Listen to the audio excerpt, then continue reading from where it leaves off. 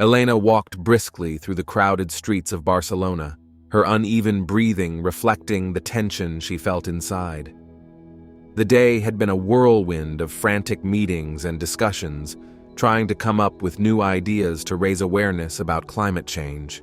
Stay with us until the end to find out how Elena turns her frustration into new hope for the planet.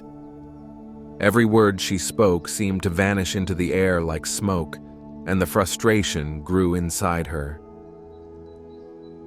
She felt the weight of the world on her shoulders, as if it were her responsibility to save the planet, but each effort seemed like a grain of sand in a storm of indifference. After yet another meeting in which she tried to convince her team to undertake a more radical campaign, Elena left the office with a heavy heart and a mind in turmoil. If you too feel the weight of climate change and want to make a difference, subscribe to our channel to never miss new ways to take concrete action. She wanted to do more. She felt like she had to do more, but her energy seemed to vanish like water between her fingers. Walking aimlessly through the streets of Barcelona, she found herself on a quieter street, away from the chaos of the city center. It was then that she noticed a small Zen garden hidden between two historic buildings. The noise of the city seemed to fade as she approached, as if the place emanated a sort of silent magic. Elena stopped, drawn by the quiet of that garden.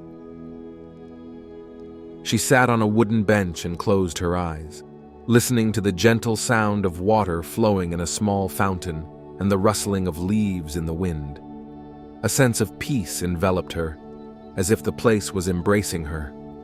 As she breathed deeply, trying to let go of at least some of the accumulated stress, she felt a presence next to her.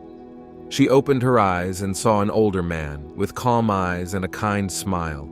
He introduced himself as Hiroshi, the garden's caretaker. "You don't look at peace," Hiroshi said in a voice that seemed to be made of pure tranquility. Elena smiled, a little bitterly, and replied, "It's hard to find peace when you're trying to save the world and you never see any change." Hiroshi looked at her with understanding and then said, "If you want to save the world, you have to save yourself first." The sentence hung in the air like a seed planted in his heart. Have you ever felt the same frustration as Elena? Share your experience with us in the comments. In the days that followed, Elena returned to that garden often. She began to talk to Hiroshi, listening to his stories and his lessons in Zen wisdom. He explained to her that the fight to save the planet could not be effective if it was conducted with anger and frustration. True strength, he said, comes from inner calm. Only when you find balance within yourself can you transmit it to others.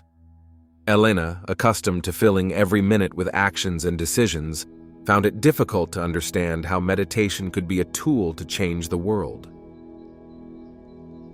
However, she decided to try. She began meditating with Hiroshi, sitting quietly in the garden, listening to her breathing and letting her thoughts dissipate like clouds in the sky. Try to find a moment of peace every day. Meditation can be a powerful tool to recharge your mind. At first it was difficult. Her mind was a whirlwind of ideas and worries, but little by little she began to feel a kind of space inside her, an emptiness that was not frightening, but revealing. In that silence, she began to see clearly that her anxiety and stress were like a weight that was slowing her down. During one of those meditations, Elena had a powerful intuition. She understood that her work should not only be a race against time to save the planet, but a daily practice of awareness and connection with herself and with nature. Here is the secret that changed everything for Elena. True change always starts from within. Take a moment to reflect on how you too can make a difference. He realized that people could not be inspired to change if they did not first feel a deep and sincere connection with the life around them.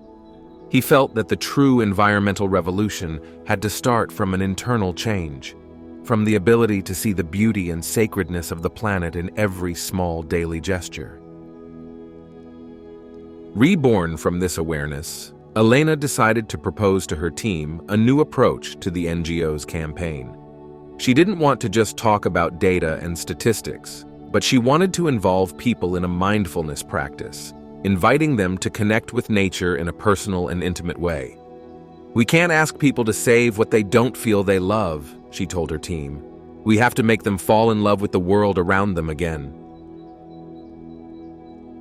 The proposal was met with enthusiasm by some, but with skepticism by others who considered it too spiritual and impractical. Despite her doubts, Elena felt confident.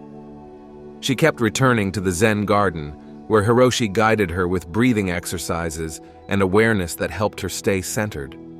Every day she learned something new about herself, her limits, and her ability to find peace even in the midst of storms.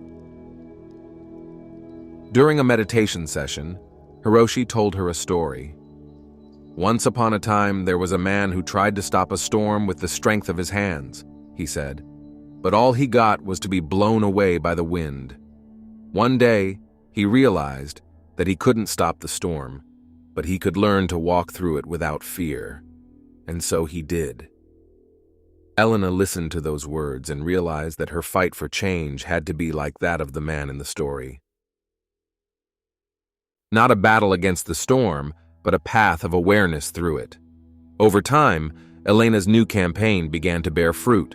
People began to participate in meditation events in parks to find a sense of connection with nature that they had not felt for years. Her NGO received international attention, not only for the concrete actions it was promoting, but for the message of balance and love towards the earth. Elena realized that the biggest change wasn't what she saw on the outside, but what she experienced on the inside. Were you inspired by Elena's story? Subscribe to our channel for more stories that can help you transform your life and the world around you. In the end, she left the Zen garden with a clearer mission than she ever had before. It wasn't just about saving the planet. It was about saving herself and others, helping them find the beauty and peace that already existed within them. As she walked through the streets of Barcelona, the chaos of the city seemed less oppressive, and she felt her step was lighter. Hiroshi had taught her that true change did not begin with grand gestures, but with the simple act of opening our hearts to the possibility of living in harmony with everything around us. Elena knew that her fight for the planet was not over, but now she had a more powerful weapon: the awareness that every true and lasting change always begins from within. Don't forget, the first step to changing the world is changing yourself. Continue following our journey and discover how small daily gestures can make a big difference.